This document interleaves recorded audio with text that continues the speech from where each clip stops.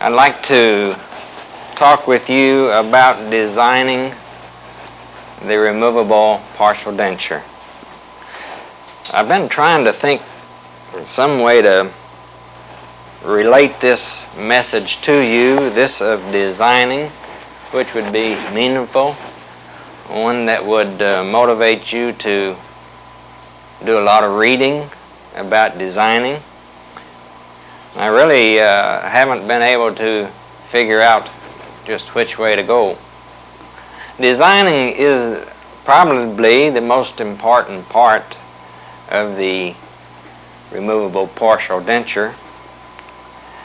We know that you are going to leave here in your practice. We hope that you will design your partial denture. We know that you're going to send your partial dentures to the laboratory for construction. So this portion of designing is the most important part. And we're going to give you, over a series of lectures, different designs so that you can follow. And maybe by doing this, you can apply your thoughts along as we go through these designs. Now, if you do not learn to design your partial dentures, then you are leaving the door open for the denturist or the dental laboratory to take over the construction of not only the partial dentures, but they will take over the construction of the complete dentures as well. Now, I think we should review the principles of partial denture design and also the purposes for the partial denture design. Just what are we striving to do? Well, of course, we want to preserve the remaining teeth. We want to restore function. We want to restore phonetics, to improve aesthetics, and give comfort to our patient. In order to design a partial denture, there are certain principles that the architect must follow. These principles of retention, support, bracing, stability, and aesthetics.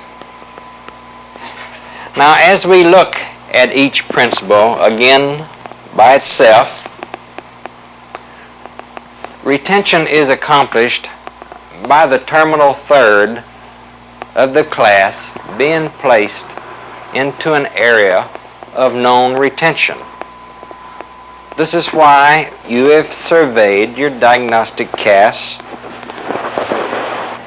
and you have determined where the retention is exactly on the abutment teeth by the use of not only your analyzing rod but also your undercut gauges. So retention is the first principle. Support. Support is accomplished by your occlusal rest, the body of the clasp, mainly by the occlusal rest, which prevents this partial denture from being displaced toward the tissue and toward the teeth. If you lose your occlusal rest, generally you've lost your partial. So it becomes a very important principle. Bracing is accomplished by the non-retentive arm or the reciprocal arm of the clasp and also the body of the clasp. And we could also add portion of the minor connector in as a bracing. Bracing against the horizontal forces which tend to dislodge the partial denture. Stability. Stability mainly comes in where we have free end extensions. Stability is accomplished by the indirect retainer, which is located forward of the fulcrum line, and also good adaptation of the saddles to the basal structures.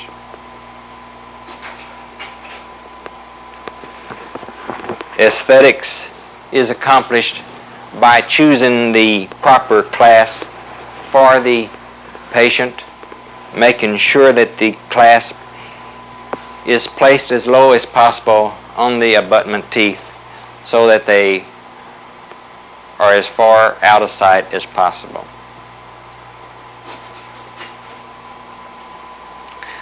Now let's review in our mind the component parts in which we're going to be working with. The base, the major connector, the minor connector, the direct retainer, and the indirect retainer.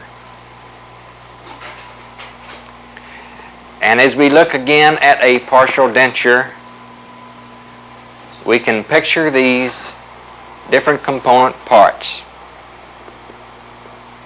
The major connector uniting one side of the arch to the opposite, the major connector being a rigid structure, non-flexible. The direct retainer or the clasp being that which holds the partial into position against the forces of mastication. The minor connector is that portion which connects various components to the major connector, such as the clasp to the major connector, the occlusal rest of an indirect retainer to the major connector, and then the base, which is so well adapted to the basal structures that you get good support from this free end extension.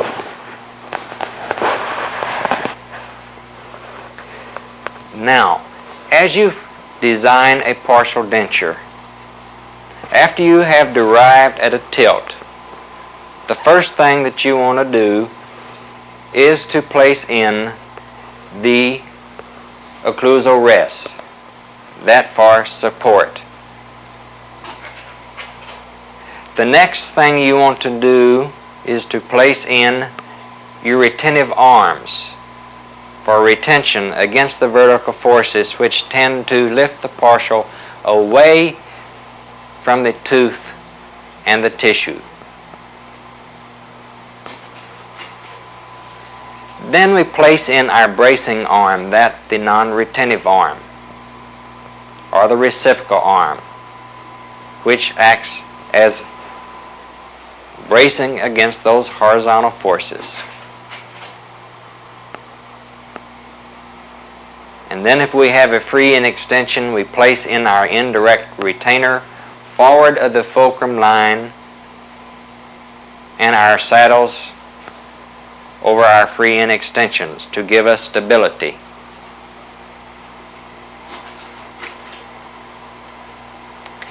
And the last principle, of course, is that of aesthetics, by choosing the proper clasp. Keep these principles in mind as you design your cases, because these principles can be used when you try to explain why you chose this particular design. Now, I'm sure you recognize this design as being that of the partial denture that you're going to construct. Now, let's kind of review it. The first thing we had to do was to choose what? Our major abutment teeth. And these were chosen by what? On the right side, we had no choice. The second bicuspid was the major connector because it was the last tooth next to the free end. But we had on the right a second bicuspid and a second molar. Now they both had retention, but we chose the molar because it was a multi-rooted tooth. It also divided the arch so that we had better stability with our division. So our major connectors were the molar and the bicuspid, and as we talk about the fulcrum line, remember that was the line that was imaginary line drawn through the occlusal rests of these major abutments. And as we talk about design, we are thinking to ourselves that these are gold alloys. And if we give you any retention as far as a circumferential clasp here should have 20 thousandths retention, we are talking about gold alloys. Remember this. So this major abutment, we chose to put a cast circumferential with 20 thousandths of inch undercut on. On the opposite side, we chose a combination clasp using mesial buckle retention with 20 thousandths of an inch undercut. On our minor abutment, you may or you may not choose to use any retention. Remember that Dr. Applegate said in his text, in which we also believe, that simplicity in partial denture design is a cardinal virtue. So if we can keep them simple, but ones that will function properly, then this is the goal that we are striving for. Good biomechanical construction in our partial dentures. Now remember that we used retention on like surfaces.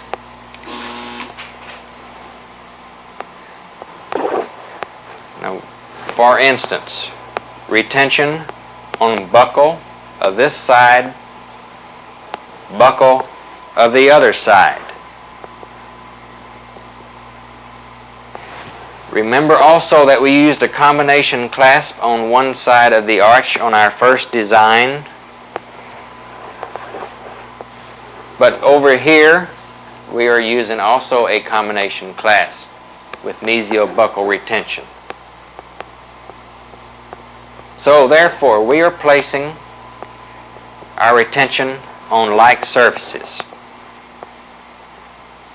Now, why do we use a combination clasp next to a free end extension?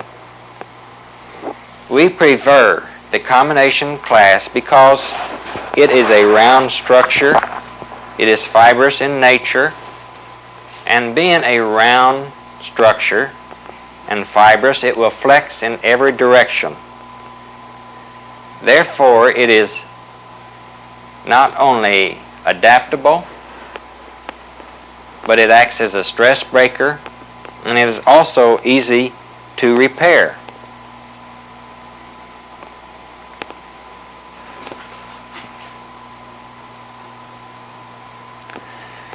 Now, when we speak of retention on like surfaces,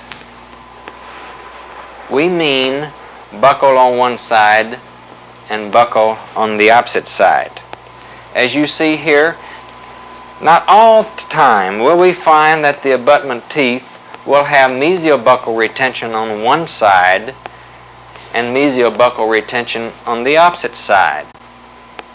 Here we have a combination on the left side with mesial buckle retention, but we are using a bar clasp with distal buckle retention.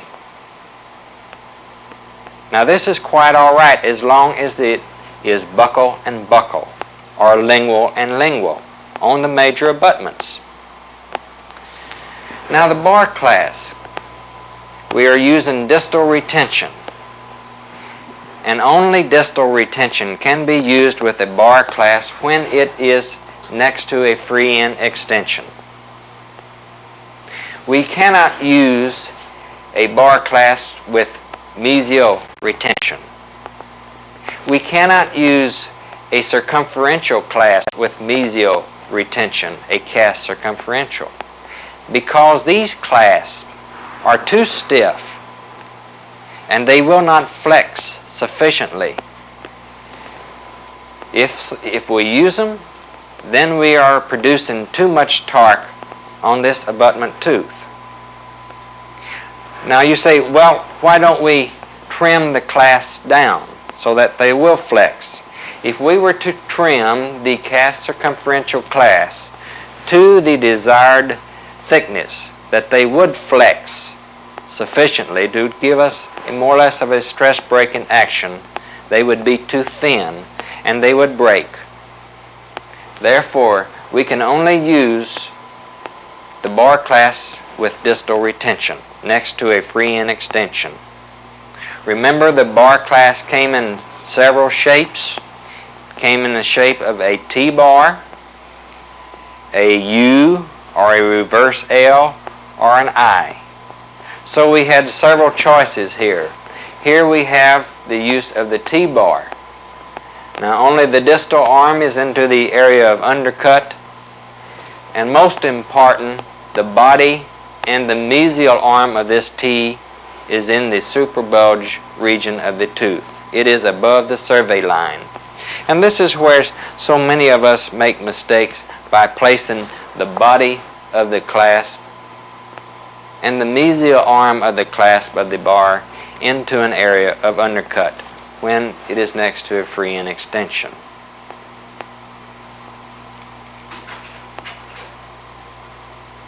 Retention on like surfaces. Here is an example of retention on the lingual surface on both abutment teeth.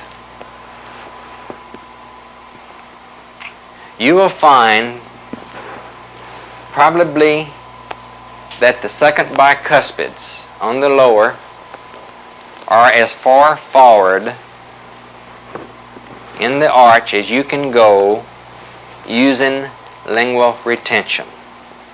So why is this?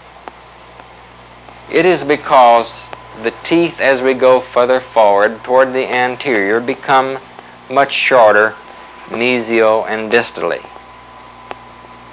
The shorter the tooth mesial distally means we have to use a short direct retainer.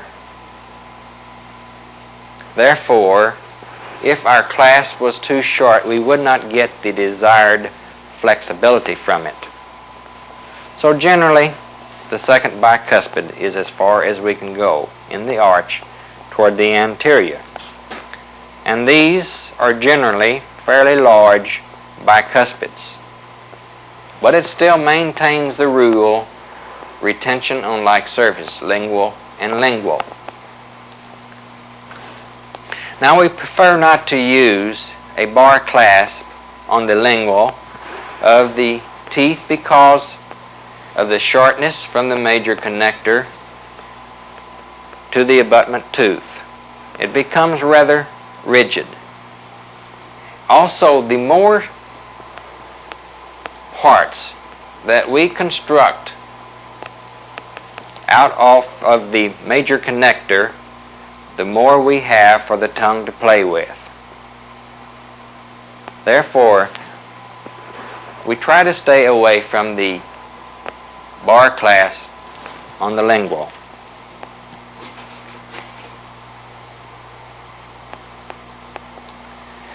Now, as we look at the uppers, we think about first our major connectors. Remember, the major connectors took many forms for the upper. We had the single palatal bar, we had the horseshoe, the double palatal bar, and we also had full coverage. Now, as we look at this, we see that it is a single palatal bar.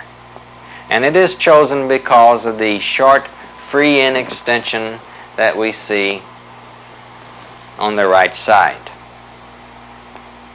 We also see that retention is on like surfaces. We had a molar as one major abutment because of its strength. Second bicuspid was the other major abutment because we had no choice. Now, unlike the lower, on the upper we prefer to use the bar clasp next to the free end extension whenever possible. because the uppers, as you readily know, we are constantly fighting the pull of gravity. And the bar clasp has an immediate contact with the abutment tooth. And as the pull of gravity tends to pull the partial denture away from the tissues, the bar clasp becomes tighter. And we don't have the tilting action that we have if we use the combination clasp with mesial retention. So here we have the bar clasp into the distal undercut, and only the terminal third is into this area of undercut. We use a ring clasp on the upper using mesial buccal retention. On the upper, the teeth tend to flare toward the buccal. Therefore, on a ring clasp, the retention is toward the buccal. On the lower, the teeth tend to lean toward the lingual, and therefore if we use a ring clasp on the lower, the retention is toward the lingual. Now, as we are tooth supported on one side of the arch, we can use clasp. Here we demonstrate the use of a bar clasp with distal retention. Here is one circumstance where you could have used mesial retention with a bar clasp because it is not next to a free end extension. We could also use a cast circumferential clasp or a combination clasp on a secondary abutment. So we have many combinations. Unfortunately, as a student, you will tend to want to pick up a textbook and go through and flip through and look at the pictures and say, well, now this picture looks exactly like my partial denture. So this is the design that I'll use. There are millions and millions of variations one can use in construction or designing of a partial denture. Therefore, you must master your principles of partial denture design. And there's only about 7 clasps that you need to know and become familiar with that will meet about any occasion in which you have in partial denture construction. So think about these designs and the different types of clasps as we go through these designs.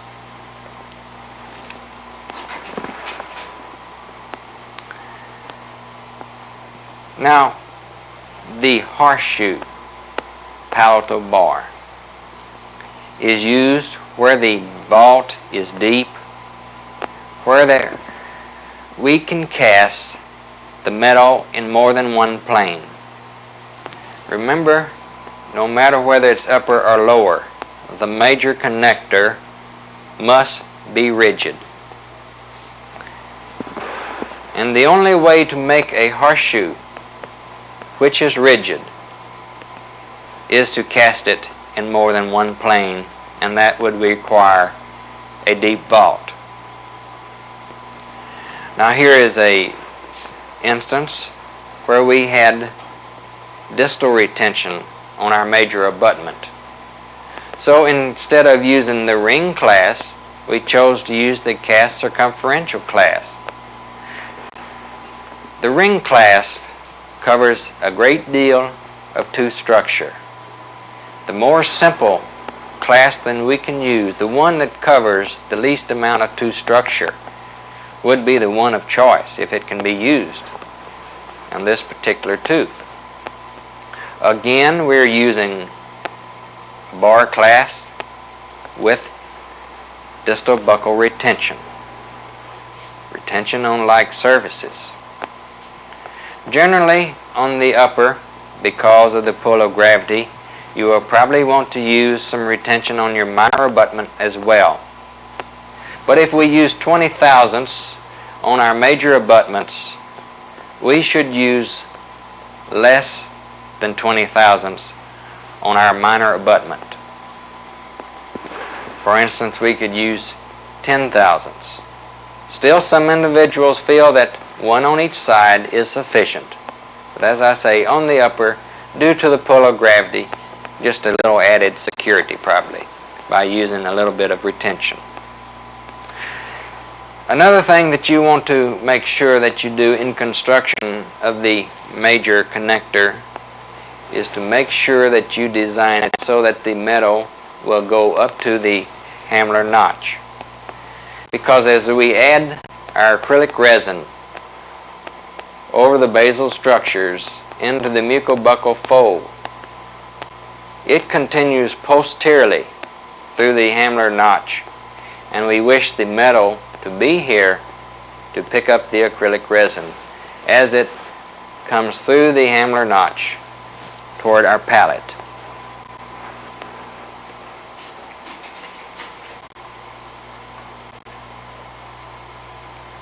Here is a double free end extension using the horseshoe. Note that both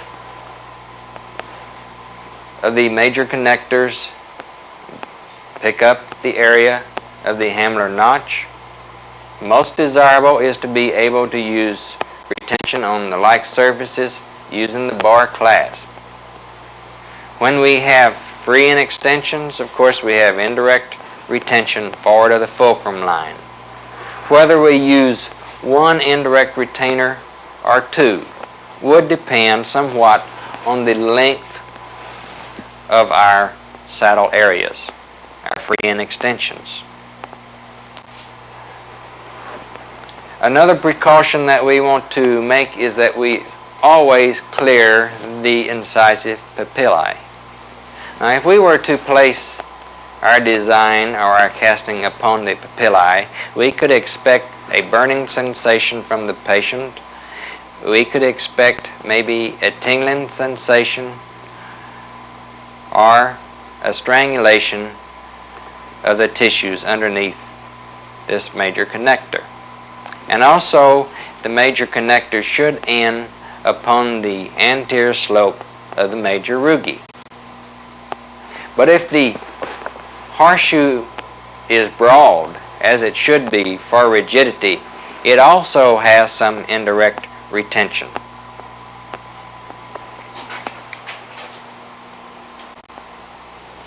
Now, another major connector is that of the circular bar. The circular bar being that major connector on the upper that is used when the palate is rather shallow, or more or less of a normal palate. And it is probably the most common used of the major connectors because it is the most rigid and probably the one that is most acceptable to the patient as far as comfort. Again, the anterior of the major connector is free of the incisive papillae, and it ends upon the posterior slope of the major rugae.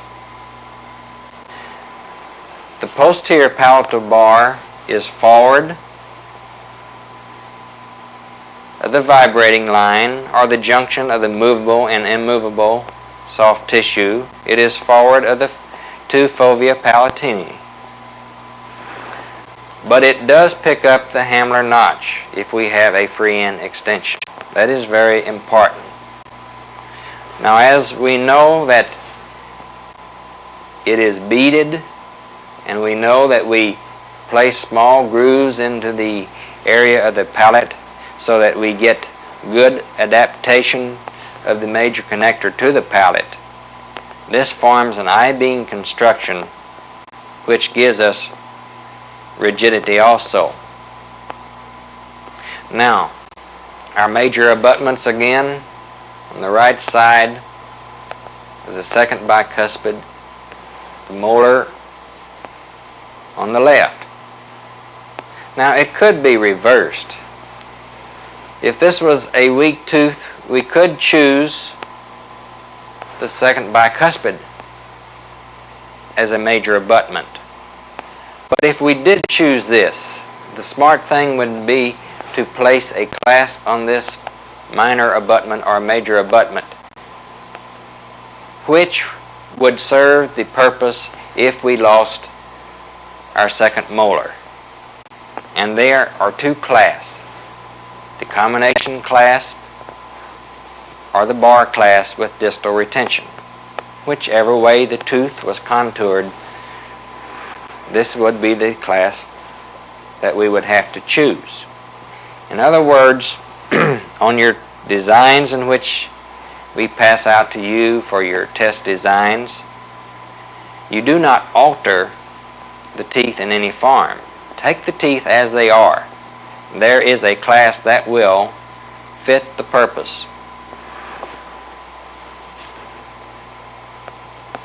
Even with a circular bar, if we have a free end extension, we have our indirect retainers forward of the fulcrum line. Now on the right side, if we notice that we have a combination clasp using mesial retention, and we just got through saying that the most desirable is the bar clasp using distal retention.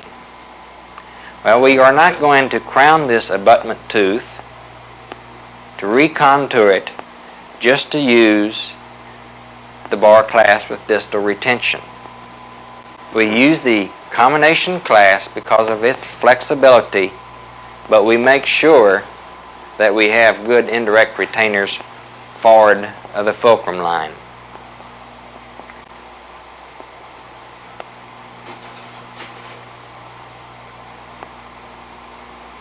Now our last design, in which is still an upper, is one in which we have lost all of the molars in the posterior region.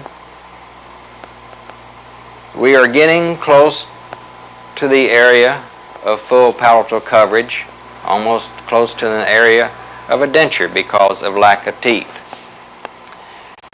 The most desirable, of course, if these teeth had been so shaped to use bar clasp with distal retention, because they would have helped hold the free ends next to the tissue.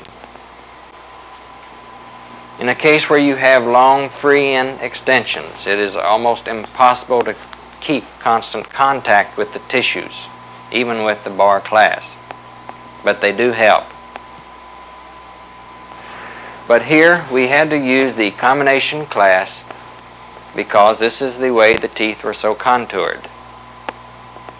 But one thing that would help us would be to place continuous reciprocal or non-retentive arms across from our indirect retainer, continue to our major abutments. This not only gives us a little bit of splitting action, but the friction of these non-retentive clasp arms, these reciprocal arms, help us maintain these long free end extensions. Now, we have just given you a few designs to start with. The main thing that we want to do is to make sure that you learn your principles well. Go over different designs that we have shown you. See what variations you can have. Make sure that they're simple. Make sure that you have on your major abutments that you have chosen, that you have like retention. Retention on like surfaces. If you're using buccal retention on one side, you should use buccal retention on the opposite side. Now, one thing I didn't show you on the design, but if you use buccal retention on one major abutment, you use buccal retention on the other major abutment. If you have a minor abutment, then you could use unlike retention. Now picture a cast. Well, picture the cast that you have that you're making a lower partial denture for. What, for instance, if you chose the bicuspids, the second bicuspids, as your major abutments because the molar was weak? Therefore, we had to use like retention on the bicuspids. So we used, say, 2 combination clasps with 20,000ths of an inch undercut. Well, we could have used a ring clasp on the molar using less retention. Say we used 15,000ths with a ring. Ring clasp is a big, long clasp, and it has a lot of flexibility. So, that would be retention on like surfaces, on the major abutments, and on the minor abutment, unlike retention. So as we go over different designs throughout the year, we will try to bring in these principles, but it requires that you also read your text and go over these casts and apply these principles. Only by learning the foundation of partial denture construction will you be able to give a satisfactory work authorization to your laboratory, and then expect to come back with a partial denture which is serviceable to your patient. Thank you.